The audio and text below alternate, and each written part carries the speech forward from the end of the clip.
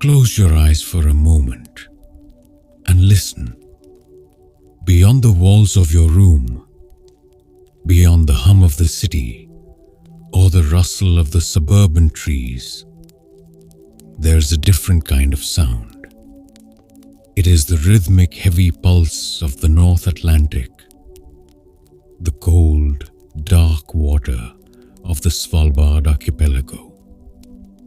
Here, the wind doesn't just blow. It sings a low, mourning note through the frozen valleys. You can hear the fine grit of snow scratching against the jagged rocks. A sound like dry parchment, slowly being torn. Welcome. I'm glad you could join me tonight. Find a comfortable spot. Let the world outside fade away, and let's settle into this quiet space together. Tonight, we are traveling to a place that defies the very rhythm of our biology. We are heading to the high Arctic, to the remote corners of our planet, where, for months at a time, the sun simply forgets to rise. It is a world bathed in an endless blue hour, where the only light comes from the shimmering dance of the aurora, or the pale reflected glow of the moon on the ice. This is the story of the land where the night never ends, a place of extreme isolation, haunting beauty, and the incredible resilience of the few who call the darkness home. To understand the island where the night never ends, we have to look at the map of our world and gently tilt it until the familiar continents slide away. We are looking at the high Arctic, more specifically, the islands like Spitsbergen. Geographically, these land masses sit so far north that the curvature of the Earth itself acts as a permanent shield against the sun during the winter solstice. This isn't just a simple sunset that lasts a little longer than usual. This is a planetary phenomenon known as the polar night. In places like Longyearbyen, the northernmost town in the world, the sun disappears below the horizon in late October and doesn't show its face again until March. For more than 100 days, the concept of daytime becomes purely theoretical. But don't imagine a pitch-black void. The darkness here has layers. It has textures. Scientists and locals often divide the polar night into 3 distinct phases: civil polar night, nautical polar night, and astronomical polar night. During the civil polar night, there is still a faint, ghostly glow at midday, a soft smudge of deep indigo or bruised violet, resting low on the southern horizon. It is where the sun is trying and failing to reach over the edge of the world. As the weeks slowly pass, the light fades even further, and we slip into nautical polar night. This is when the horizon disappears entirely. The sea and the sky become one single seamless expanse of navy blue. Finally, in the depths of December, we reach astronomical twilight. This is the true dark. This is when the stars don't simply twinkle. They burn, steady, bright, and piercing, unobstructed by the atmospheric glow of the sun.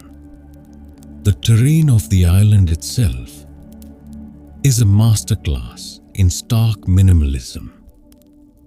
The mountains rise like silent cathedrals, sharp peaks of dark sedimentary rock, often covered in a permanent glaze of blue ice. There are no trees here. The permafrost runs too deep, ensuring that nothing with long roots can survive. Instead, the ground is covered in hardy mosses and lichens, tiny survivors that spend half the year in frozen suspension, waiting, silent, still. When you walk across this landscape in the dark, the snow beneath your boots doesn't crunch, it shrieks. The temperatures are so low, often dropping below -20, even -30 degrees Celsius, that the moisture in the snow transforms into tiny, sharp crystals. And when those crystals rub together, they create a high, whispering sound, a strange, fragile music carried across the frozen Arctic night. Historically, this island was once considered the edge of the world. Early whalers and explorers of the 17th and 18th centuries spoke about it with a strange mixture of reverence and quiet terror. They described it as a no man's land, a place where the air was said to be so cold that breathing too deeply could feel like shattering your lungs. These early travelers left behind small wooden huts, fragile shelters against an unforgiving landscape. Many of them still stand today. They remain preserved by the dry, freezing Arctic air, almost untouched by time. These silent huts are like forgotten witnesses, standing guard over centuries of human endurance. Inside them, long ago, weary sailors and hunters huddled around small coal fires. They listened to the distant groaning of shifting ice, echoing through the endless darkness outside. And all the while, they waited for sunrise that would not come for months. This environment slowly reshapes the way a person experiences the world. When you live without the sun, your senses begin to change. They sharpen. You begin to navigate by sound rather than sight. The wind becomes a guide. Its echo against distant cliffs tells you where you are, even in the deepest darkness. The air itself begins to speak. You learn to recognize the faint change in its scent. When a storm is slowly rolling in from the Barents Sea, it carries a sharp, metallic tang, cold, clean, and unmistakable. Living here, you slowly become a quiet student of shadows. The transition from the world of light into the world of shadow is far more than a simple change in scenery. It is a deep biological transformation occurring inside the cells of every living creature that remains on the island. As the sun sinks below the horizon for the final time in autumn, a silent countdown begins. For animals and humans alike, the absence of sunlight becomes a physical presence, a weight, a force that reshapes sleep, mood, and even the instinct to survive. In the modern world, our lives are guided by something known as the circadian rhythm. It is a 24-hour internal clock, quietly synchronized with the rising and setting of the sun. But on this island, where night stretches endlessly across the sky, that clock loses its anchor. Without the gentle signal of morning light to quiet melatonin and awaken cortisol, the body drifts into a state that feels like permanent evening. Time becomes softer here, less certain. Scientists studying the wildlife of the high Arctic have discovered remarkable ways nature adapts to this endless darkness. Take the Svalbard reindeer, for example. Unlike their relatives further south, these animals possess eyes that actually change color with the seasons. During the bright Arctic summer, when the sun circles the sky for 24 hours a day, their eyes shine with a warm golden brown color. But when the polar night slowly arrives, something extraordinary happens. The tapetum lucidum, a reflective layer behind the retina, begins to change. It shifts from gold to a deep, shimmering blue. This transformation increases the sensitivity of the eye dramatically. Even the faintest fragments of light, reflected moonlight, or the gentle glow of the aurora become visible. To the reindeer, the frozen darkness transforms into a map of grazing patches hidden beneath the snow.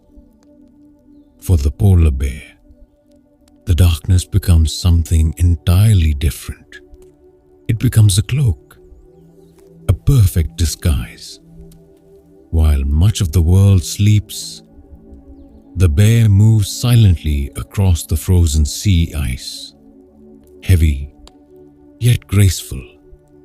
In this world of shadow, sight becomes secondary. Instead, the bear relies on something far more powerful, its sense of smell.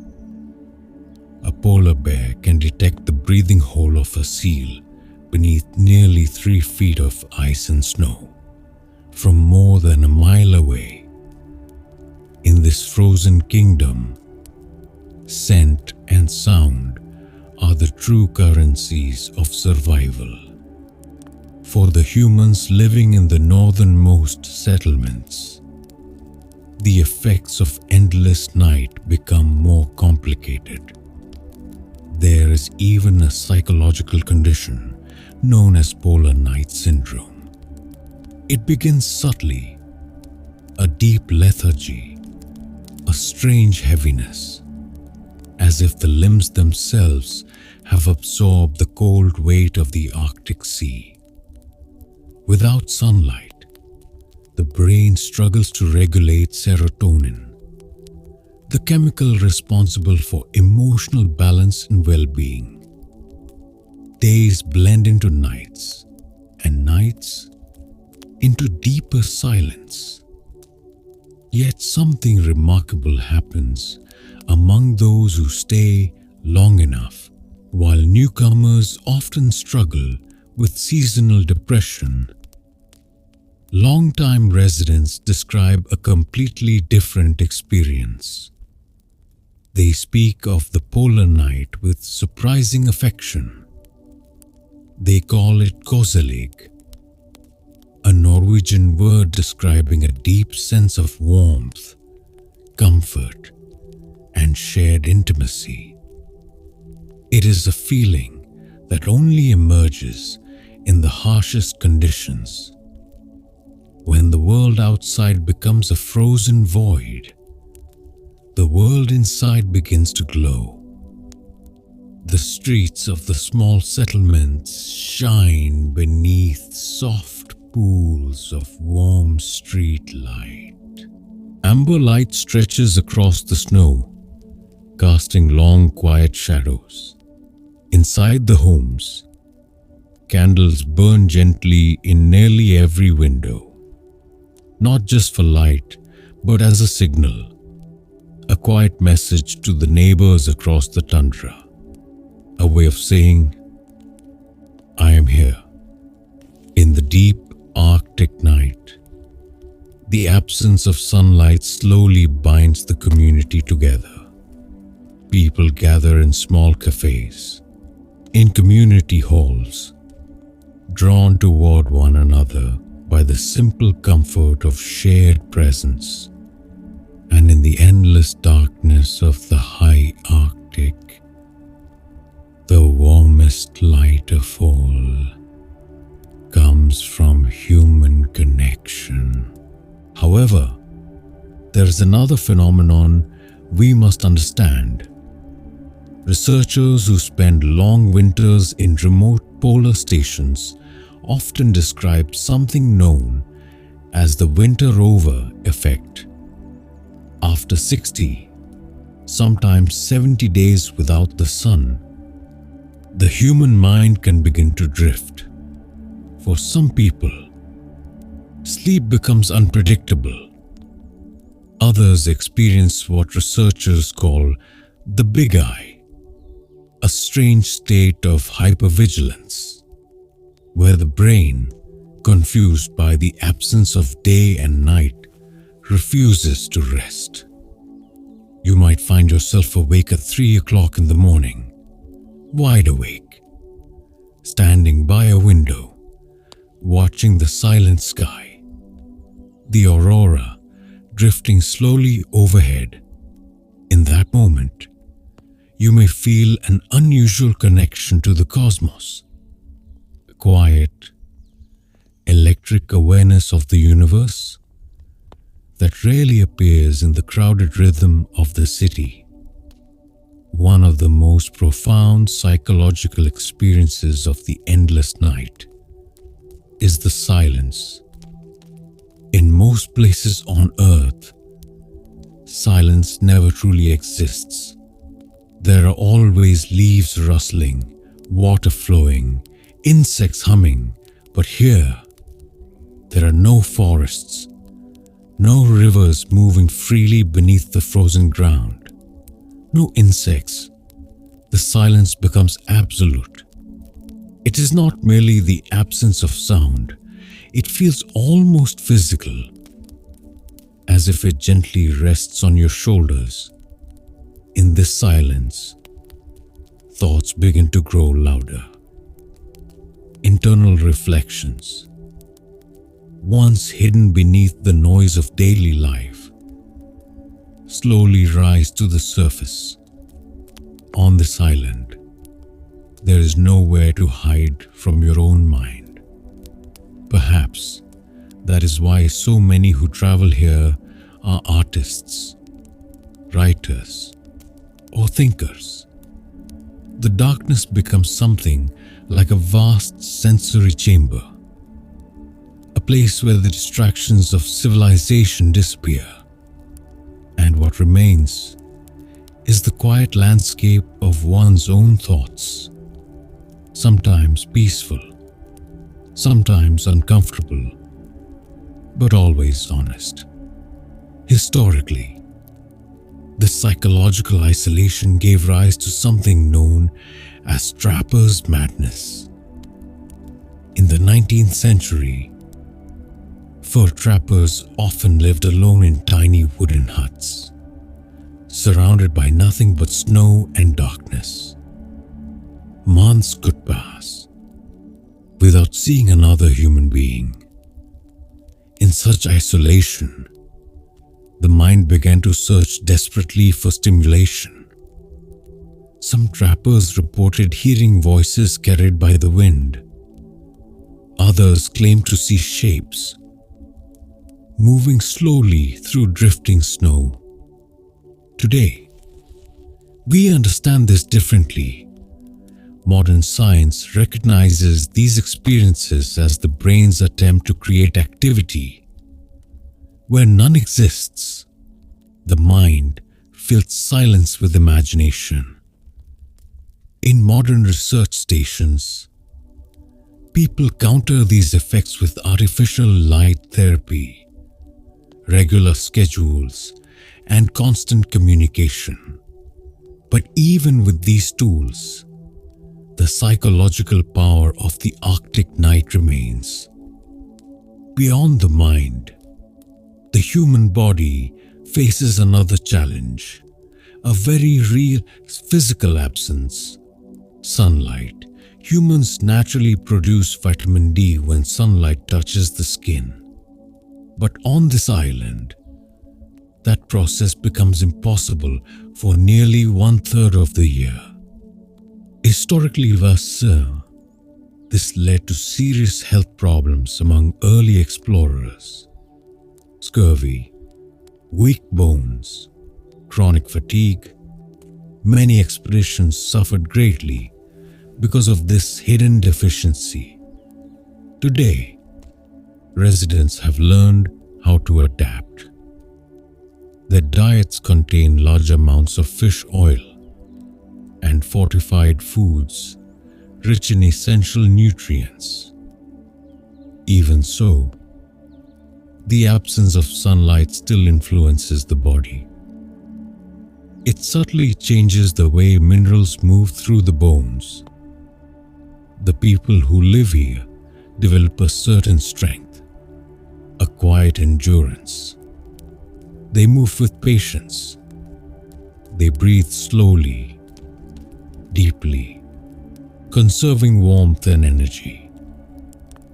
There is a certain resilience in them, one that mirrors the mountains rising around their towns. And in the absence of the sun, something else takes its place. The sky itself becomes alive.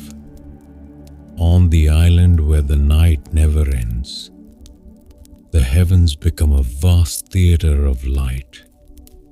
Here, light is no longer constant. Instead, it arrives as a rare visitor, dancing, shimmering, passing silently across the frozen sky. To stand on the tundra in December is to witness a display that feels less like science and more like a quiet conversation between the earth and the stars. The most famous performer in this celestial theater is the Aurora Borealis, the northern lights. To many observers, the aurora appears magical, but in truth, it is the visible result of an invisible cosmic struggle. Far away, the sun constantly releases streams of charged particles, a powerful flow known as the solar wind. Even when hidden beyond the curve of the earth, the sun continues sending these particles into space. When they reach our planet, they collide with Earth's magnetic field. That magnetic shield guides the particles toward the polar regions. As these charged particles enter the upper atmosphere, they collide with atoms of oxygen and nitrogen. Energy is exchanged, and that energy is released as light. The color depends on the gas involved. At lower altitudes, oxygen produces the familiar emerald green. Higher above, the same oxygen can glow with a rare and haunting red. Nitrogen adds flashes of violet and deep purple. Together, they create a silent symphony of shifting color. On this island, the aurora rarely stays near the horizon. Instead, it often stretches directly overhead, a shimmering crown of light, swirling across the entire sky. It can feel so close. You might imagine reaching up and touching it. Scientifically, this region sits inside something known as the auroral oval, but it also lies near a special magnetic feature called the polar cusp. Because of this unique location, residents sometimes witness something unusual. Auroras that appear even during what would normally be daytime. These dayside auroras are softer, more delicate. Their glow often appears reddish rather than the bright green curtains of the night sky. When the aurora rests, another celestial body quietly takes its place. The moon. Here in the high Arctic, the moon becomes far more important than it is in most parts of the world. During certain cycles, it can remain above the horizon for several days at a time. And because there is no sunlight to overpower it, the moon shines with extraordinary brightness. The air is dry, clean, almost completely free from pollution. As a result, the moon glows with a sharp silver clarity. This creates what locals sometimes call moonlight days. The light reflects across endless snowfields and frozen glaciers. The entire landscape becomes illuminated with a soft, cold glow. Bright enough, in fact, to read a book beneath the open sky. For residents of the island, these lunar cycles guide daily life, travel across glaciers, dangers in complete darkness, become safer under the full moon. The shadows cast across the snow appear sharp and tinted with deep blue. Every rock, every ridge, every frozen wave of ice etched clearly in silver. The extreme cold of the Arctic creates yet another spectacle of light, something known as diamond dust. These are microscopic ice crystals, suspended gently in the air, invisible until light touches them. When moonlight, or the soft amber glow of street lamps, strikes these crystals, something extraordinary happens. Columns of light appear, vertical beams rising from the ground into the sky. These are called light pillars. It can look as though the earth itself is sending glowing signals into the heavens. Sometimes, another shape appears around the moon, a perfect circle of pale light, a lunar halo. Long ago, sailors believed these glowing rings were omens, warnings from the sky. Today, science explains them as light refracting through hexagonal ice crystals in high-altitude clouds. But even knowing the science does not remove the wonder. Standing there, surrounded by ice, beneath a glowing ring of moonlight, it can feel as if you're standing inside a giant crystalline clock, watching the quiet machinery of the universe turn.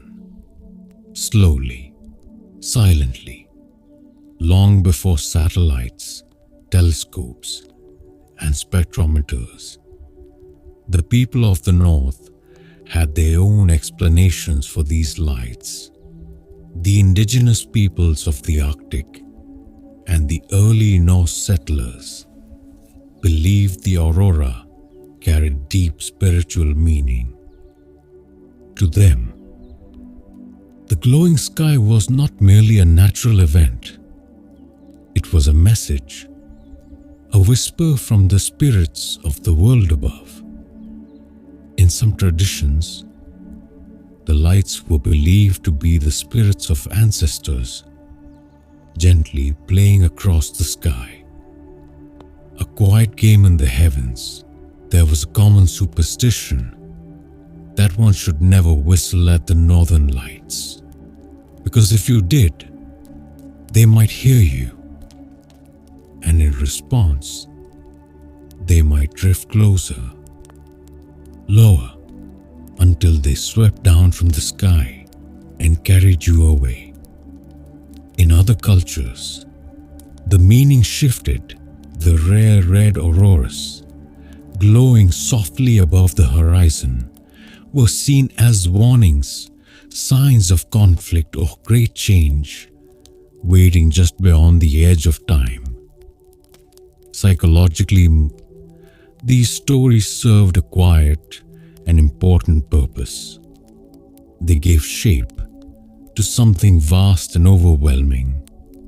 They transformed the endless Arctic sky into something familiar, something alive. By turning the lights into stories, early inhabitants made the darkness feel less empty, less lonely. And even today, if you stand beneath a sky filled with slow-moving green fire, it becomes difficult not to feel something deeper, as if the lights themselves are aware, watching, guarding, keeping silent company with the island as it drifts through its long, endless night. On this island, there is a simple tradition, a shared ritual. It is called the Sim, light watching. When scientists predict a strong solar storm, the news travels quickly through the small settlement, quietly, from one person to another. Soon, people begin to move. They leave the warm glow of their homes and walk toward the outskirts of town, away from artificial light, into the open cold. There, beneath the vast sky, they stand together, strangers, neighbors, families, all gathered in silence. In these moments, the usual boundaries of life fade away. Status, occupation, differences, all dissolve beneath the aurora. Everyone becomes equal. Under the moving sky, this shared experience becomes something deeply meaningful, a quiet bond woven into the fabric of the community. It is the reward for enduring the relentless cold, for surviving the minus 30-degree winds, and the long months of isolation. The lights become a kind of payment, a gift, offered in exchange for the darkness, a reminder that even in the most distant, sunless corner of the earth, the universe is still alive, still moving, still filled with beauty. To live on the island where the night never ends is to exist inside a quiet act of human defiance. Here, architecture is not simply about design, it is survival. Every structure becomes a shield, a fragile boundary between warmth and a world that does not welcome life easily. The greatest challenge lies beneath your feet, the permafrost, ground that remains frozen year after year. In the high Arctic, This frozen layer can reach depths of hundreds of meters. At first, it may seem solid, unmoving, but in truth, it is delicate, unstable. If a house is built directly upon this frozen ground, something unexpected happens. The warmth from the building begins to melt the ice below. Slowly, quietly, the solid earth transforms into soft, unstable mud. The house begins to sink, to tilt, to break apart. To prevent this, homes are lifted, raised above the ground on stilts. This allows the cold Arctic air to flow beneath the structure, preserving the frozen earth below, maintaining balance, keeping silent company with the island as it drifts through its long, endless night. On this island, there is a simple tradition, a shared ritual. It is called the swim, light watching. When scientists predict a strong solar storm, the news travels quickly through the small settlement, quietly, from one person to another. Soon, people begin to move. They leave the warm glow of their homes and walk toward the outskirts of town, away from artificial light, into the open cold. There, beneath the vast sky, they stand together, strangers, neighbors, families, all gathered in silence. In these moments, the usual boundaries of life fade away. Status, occupation, differences, all dissolve beneath the aurora. Everyone becomes equal. Under the moving sky, this shared experience becomes something deeply meaningful, a quiet bond woven into the fabric of the community. It is the reward for enduring the relentless cold, for surviving the minus 30-degree winds, and the long months of isolation. The lights become a kind of payment, a gift, offered in exchange for the darkness, a reminder that even in the most distant, sunless corner of the earth, the universe is still alive, still moving, still filled with beauty. To live on the island where the night never ends is to exist inside a quiet act of human defiance. Here, architecture is not simply about design, it is survival. Every structure becomes a shield, a fragile boundary between warmth and a world that does not welcome life easily. The greatest challenge lies beneath your feet, the permafrost, ground that remains frozen year after year. In the high Arctic, this frozen layer can reach depths of hundreds of meters. At first, it may seem solid, unmoving, but in truth, it is delicate, unstable. If a house is built directly upon this frozen ground, something unexpected happens. The warmth from the building begins to melt the ice below. Slowly, quietly, the solid earth transforms into soft, unstable mud. The house begins to sink, to tilt, to break apart. To prevent this, homes are lifted, raised above the ground on stilts. This allows the cold Arctic air to flow beneath the structure, preserving the frozen earth below, maintaining balance. There is a quiet irony here. This frozen island, where almost nothing can grow, has become the guardian of the world's future harvest. A hidden garden, sleeping beneath the ice. And inside every home, life continues in warmth. Because here, people spend most of their time indoors, protected from the endless cold.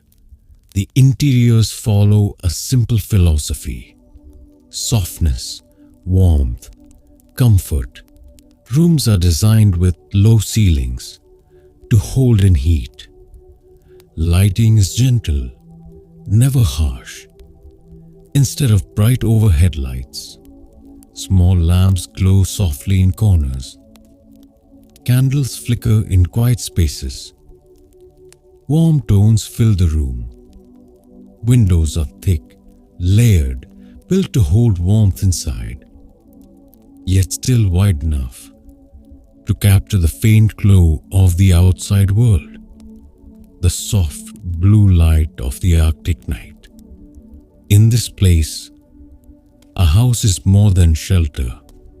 It is protection, it is comfort, it is survival.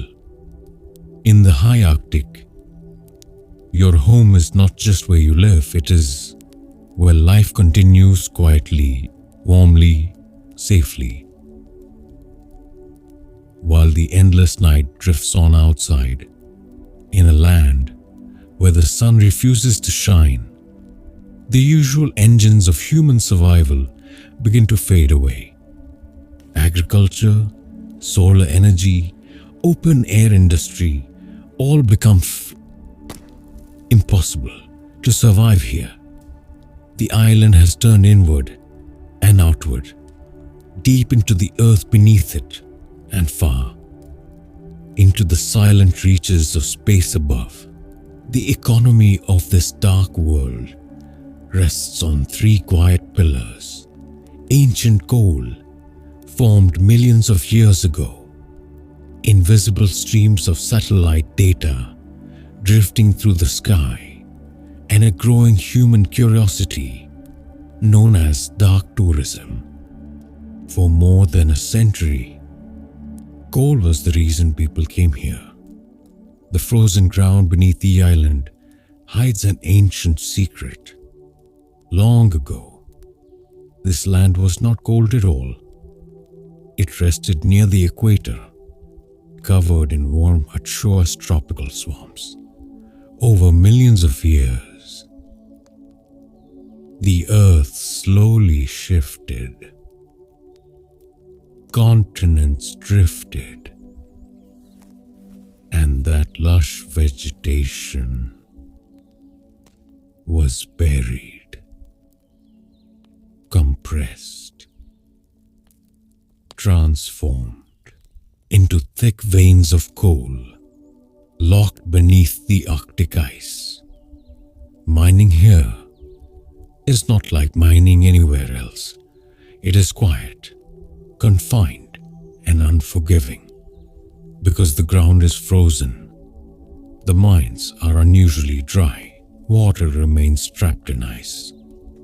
But this dryness brings a different danger: coal dust.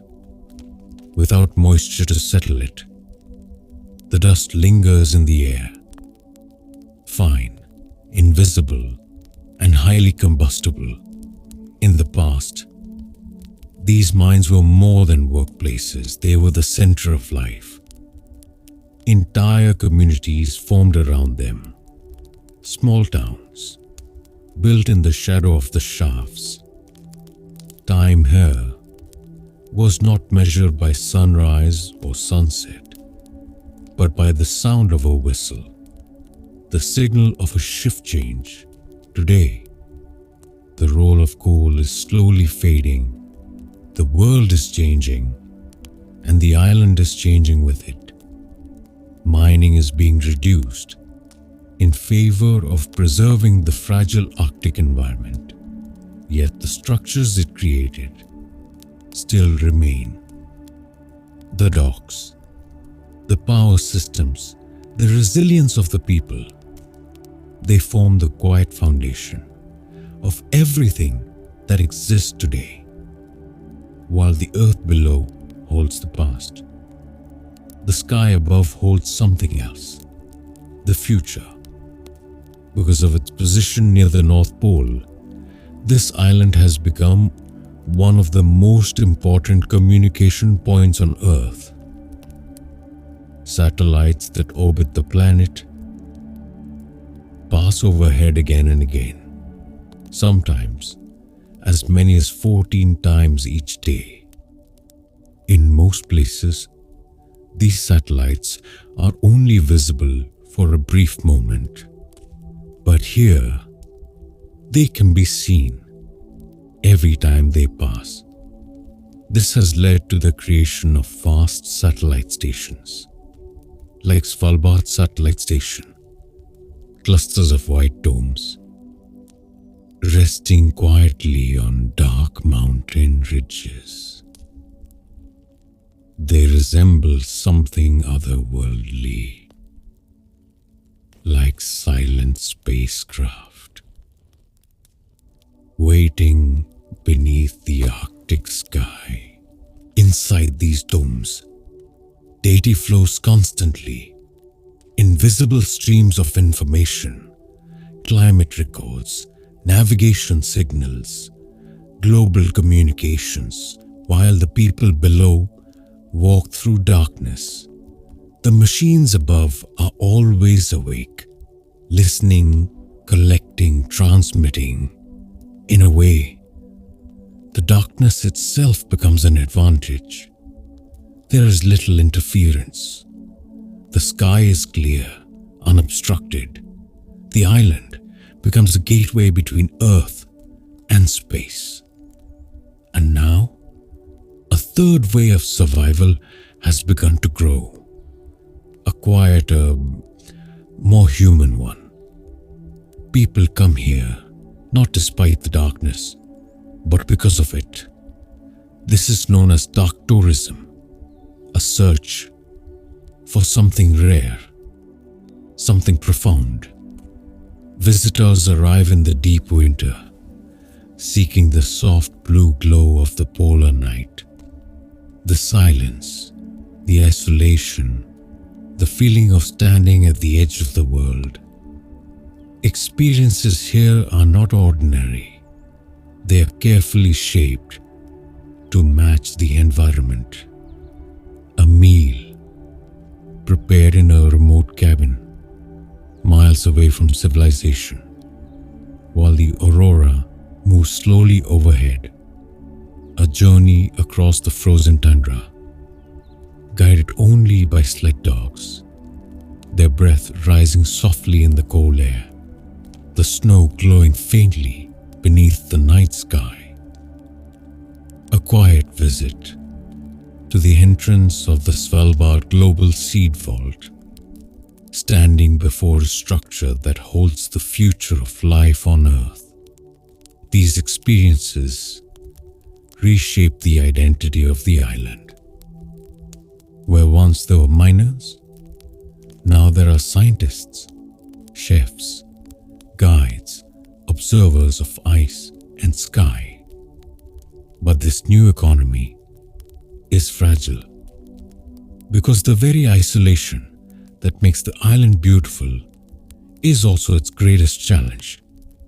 Everything must be brought in: food, fuel, medicine, every apple, every drop of oil, every tool.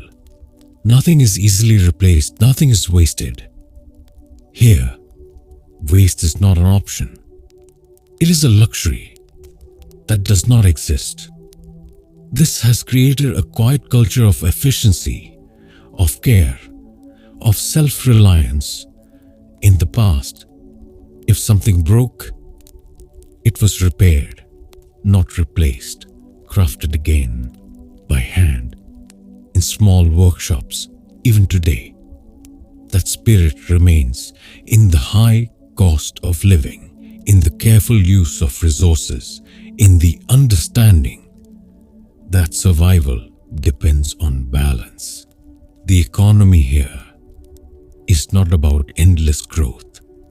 It is about sustainability, a closed system, carefully maintained.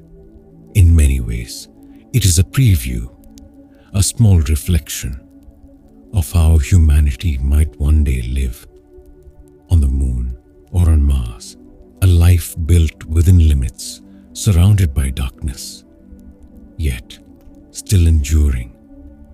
And in this place, even the rules of life itself begin to change. On the island where the night never ends, human existence follows different laws, not just socially, but biologically, because this environment cannot naturally support life. The systems that protect it must be precise, strict, unyielding. Here, even the beginning of life is carefully controlled. It may sound like a myth, but it is real. You are not allowed to give birth on this island. There is a hospital, modern, well-equipped, located in the main settlement of Longyearbyen. But it is not designed for every possibility. Childbirth carries risks, unexpected complications, moments that require immediate, advanced care. And in a place so remote, help cannot arrive quickly enough. So expecting mothers are required to leave the island weeks before their due date to travel south to safer hospitals where life can begin under the light of the sun. And so even here, in a land where the night never ends, life still finds a way, carefully, quietly, guided by rules, shaped by the cold and the darkness. Approximately 3 weeks before their due date, expectant mothers are required to leave the island. They travel south to the mainland. This rule exists for safety, to protect both mother and child, and yet it creates something unusual, a quiet anomaly. There are no true natives here, no one who was born on this frozen ground. Every person you meet in the stillness of the polar night is someone who arrived from somewhere else, an explorer, a worker, a traveler who chose to stay. This shared experience creates a quiet equality. No one belongs here more than anyone else. Everyone is a guest, and perhaps that is what binds them together. But if birth is carefully guided away from the island, then death is treated even more carefully. It is often said that on this island you cannot die.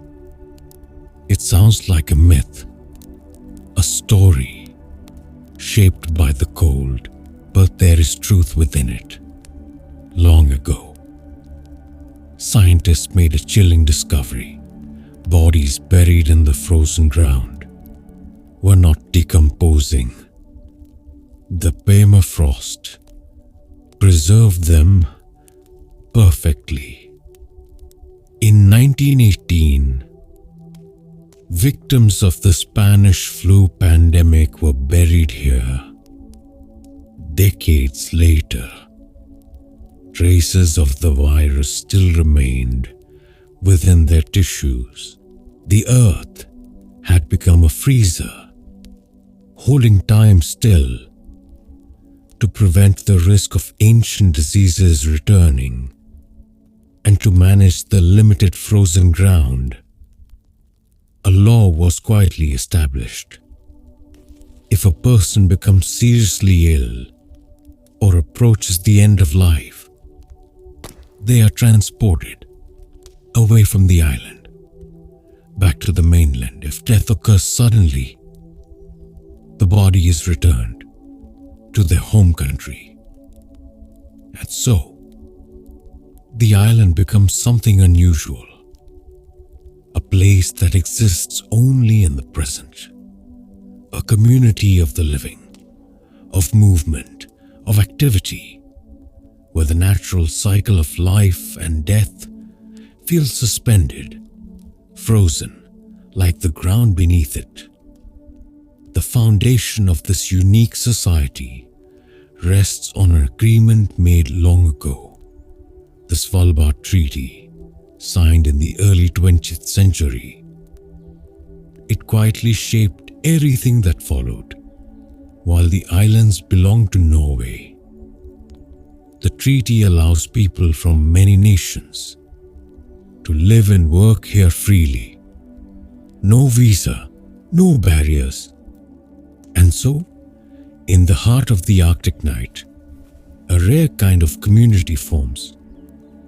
You might find a Russian miner, a Thai chef, a Norwegian scientist, an American engineer, all sharing the same space, the same cold, the same sky. Here, nationality softens and cooperation becomes necessary. The treaty also ensures something else: peace, no military bases, no weapons of war, no conflict in a world often divided. This frozen island remains an international commons, a place where survival depends not on competition, but on quiet cooperation. And beyond the soft glow of the town, another rule begins.